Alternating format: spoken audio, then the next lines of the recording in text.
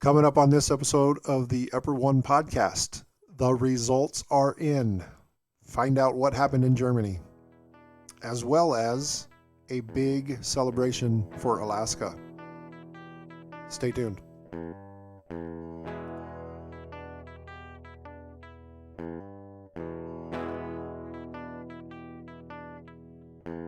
And now, podcasting from the great state of Alaska, this is the Upper One Podcast.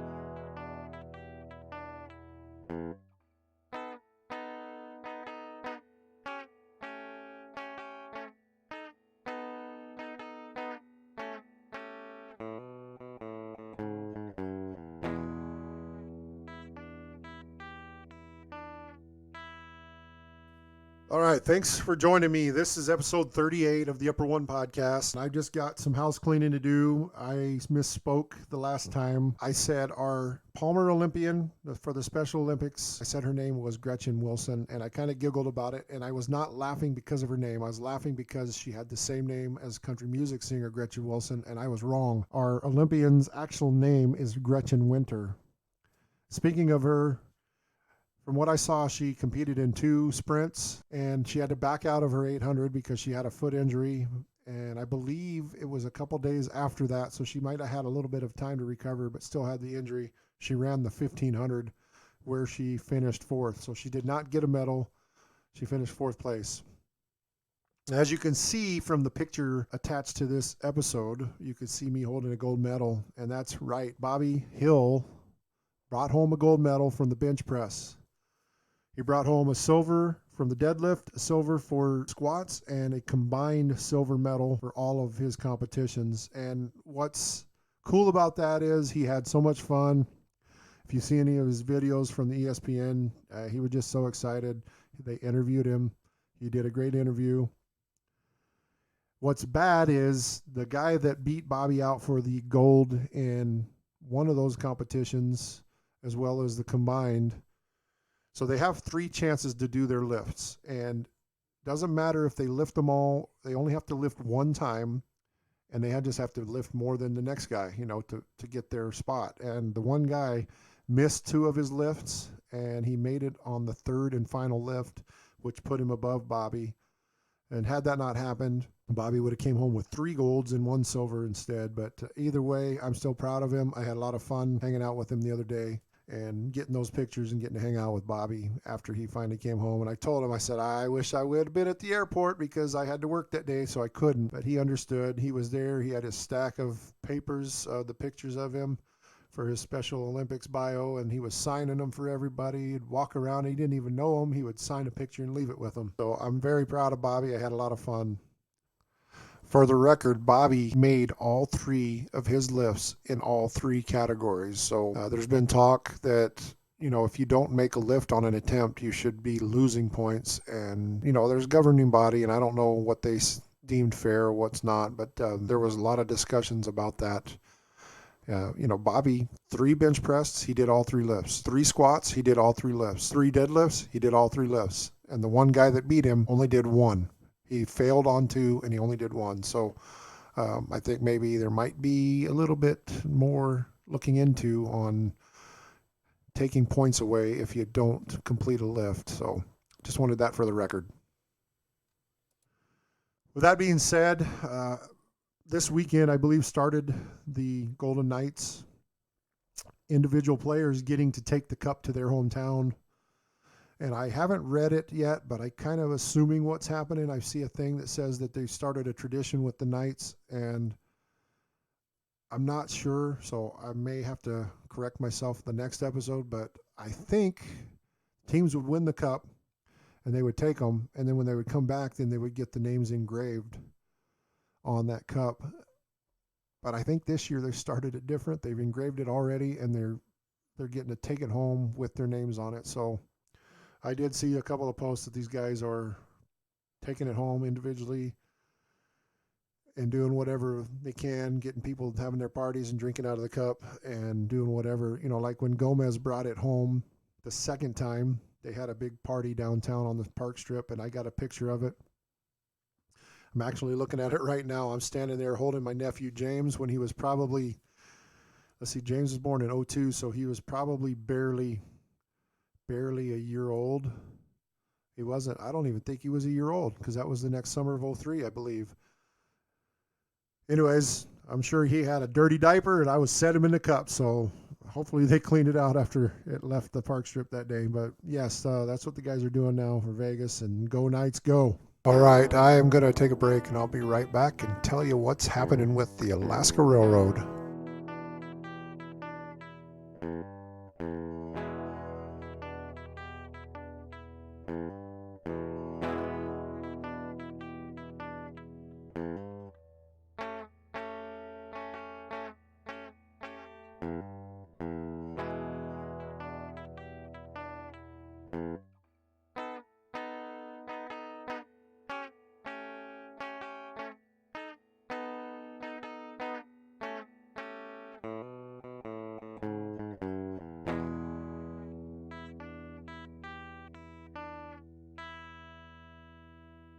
All right, so we have a milestone coming up here on July 15th. The Alaska Railroad is turning 100 years old. You can take the train to Seward, up across Hurricane Gulch, Talkeetna, Denali. You could ride in glass dome cars or open air viewing platforms. Currently, our president and CEO of the Alaska Railroad Corporation is Bill O'Leary. He's been in that position since 2013. He's the first lifelong Alaskan in that position. He says it's so much more than just a plain old railroad. The Alaska Railroad is the last full-service railroad in the country. It is a virtual piece of Alaska's infrastructure, literally and figuratively. It keeps Alaska moving, transporting tourists, residents, delivering freight, and develops real estate holdings to benefit the railroad and the Alaska economy. I know I'm going to probably be redundant and say some of this stuff multiple times, but I'm just kind of getting some of this out of the way. The infrastructure supports combined passenger and freight service, includes 665 miles of track, 170 bridges and culverts, 793 freight and passenger cars, rail yards in Seward, Whittier, Anchorage, and Fairbanks, as well as 10 depots and 36,000 acres of land. And for the record, if you saw my pictures or remember me talking about my stepson's wedding last year where we did the reception at the Palmer Train Depot, I don't know where that fits into this story because this article, there was nothing mentioned about the Palmer Train Depot.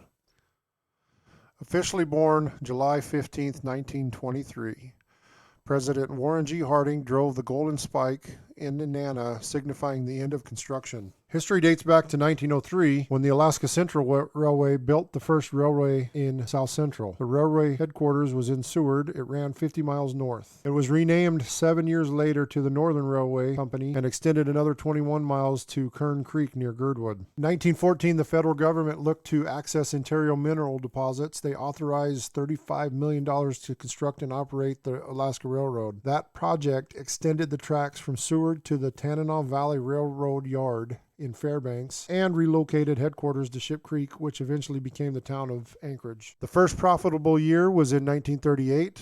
Profits continued to grow during World War II as the railroad hauled military and civilian supplies and materials. Car barge service began in 1962 out of Whittier, followed by train ship service in 1964 that was managed by Linden Alaska Marine Lines. That allows rail cars to be transferred directly from train to barge in Seattle for transport to the railroads in Whittier, then loaded directly from the barge to the railroad for delivery to any destination along the track's route. Falling apart in the 70s, the feds wanted to get rid of the railroad. Recognizing the importance of the railroad, the state purchased it for $22 million in 1985.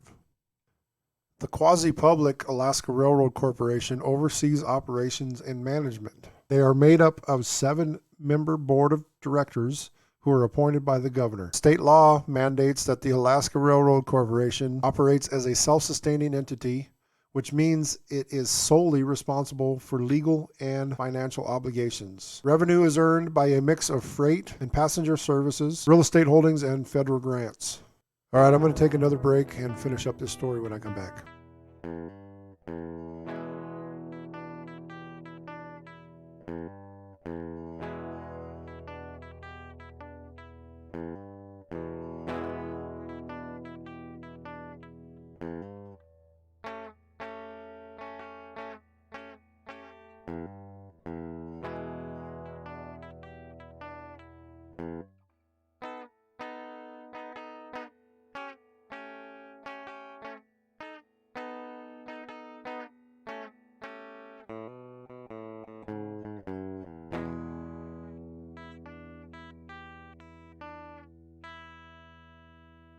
So freight is the Alaska Railroad's cash cow. In 2022, 44% of its annual income was made transporting 3.7 million tons of freight. It earned $110 million that year. Freight transported by barge is tremendously efficient and cost-effective way of transporting heavy bulk cargo. On a good day, a barge can hold 50 rail cars. Major commodities shipped via rail barge are minerals for the mining industry and major chemicals for the oil fields. A secondary benefit is one train can carry the equivalent of hundreds of truckloads. This minimizes the number of trucks on the roads, reducing wear and tear on the Alaska highways, as well as reducing greenhouse gas emissions, and eliminates the challenges of transporting freight during the winter. And you know I've had my challenges of hauling freight in the wintertime. Let's go back and talk about my 3 trips to the Dalton Highway and up north to Prudhoe Bay, right? Okay, back to the railroad. Passenger service reduces the number of motor coaches on the roads, which translates to less traffic other motorists have to deal with.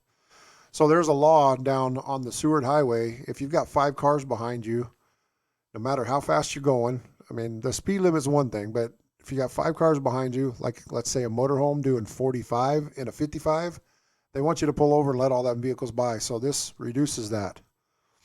In 2022, 500,000 passengers served brought in $45 million, or 18% of the annual revenue. The Alaska Railroad Last Flag and Whistle Stop Service is the last of its kind in the country. It provides access to remote locations. Flag and whistle stop means they will stop the train if somebody asks them to let them off, and they will pick someone up if they see them standing alongside their tracks. The railway has access to more remote locations due to partnerships with the Chugach National Forest, which provides stops at Spencer Glacier, where a mile-long trail built by the Forest Service leads directly from the train station to the edge of Spencer Lake. The last thing is their real estate developments. The state purchase included 36,000 acres, 41% of which is devoted to the railroad operations from Seward to Anchorage, Whittier, and Fairbanks. 25 years ago, the railroad earned $5 million from the leases of the remaining 59% of real estate. Today, it's approaching $26 million annually. The railroad real estate also provides utility companies to lay their fiber optic cables, pipes, and other conduit along the corridor's 200-foot right-of-way, which is an unknown amenity. Well, that's that for 100 years celebration of the Alaska Railroad. The railroad's been in part of my life as far as I can remember, because my grandfather, my dad's dad, worked for the Santa Fe Railroad when I was a kid, and I believe retired from it. So it's been intriguing. It's still intriguing to me as an adult. I do have an idea of something to do, maybe back home, bring a little Alaska home in the form of a business, but that's to be determined. So let me just leave you with one thing. Please like and share. I don't know if there's a subscribe button because I don't have a whole lot of socials going at the time other than Facebook. So whatever platform you're listening to this to, please share it. Get me out there. Word of mouth goes a long way. Also, any comments or suggestions or questions, upper_1_podcast@yahoo.com. And I'm just going to leave it with this. After a full summer of concerts last year and a wedding, I had a lot of fun. There were a lot of great tribute concerts. This year, there's 8 more, but there have only been 4 so far as of this weekend. The most recent one we went and saw was Taken by the Sky. They are a Fleetwood Mac tribute band, and I absolutely enjoyed them. So I just suggest, I've gotten to know Doug Benson, who is the lead singer, the Johnny Cash voice of Cashed Out. If you haven't seen them, phenomenal. I believe they are endorsed. They're the only tribute band endorsed by Johnny Cash's estate. So I have seen lots of tribute bands. Hairball, big national act. I believe they spend the entire bike weeks down in Daytona. I've seen them twice up here, not their full show, but still to see them make up and all kiss Gene, Paul. Hairball was amazing. I can't wait to see them again, but it's Taken by the Sky. Full band, 2 female singers, a male singer, 2 guitarists, a bass player, and a drummer. If I could close my eyes, I almost wouldn't tell the difference between them and the actual real Fleetwood Mac. So if you get a chance to see them. Last but not least, we just had 4th of July. I hope everybody had a fun and safe 4th of July. Happy Independence Day. Happy birthday, America. With that being said, I will see you next time. Did I just pull an Eric? I will talk to you next time. This is Scott with the Upper One Podcast. I'm Audi 5000 in 2023.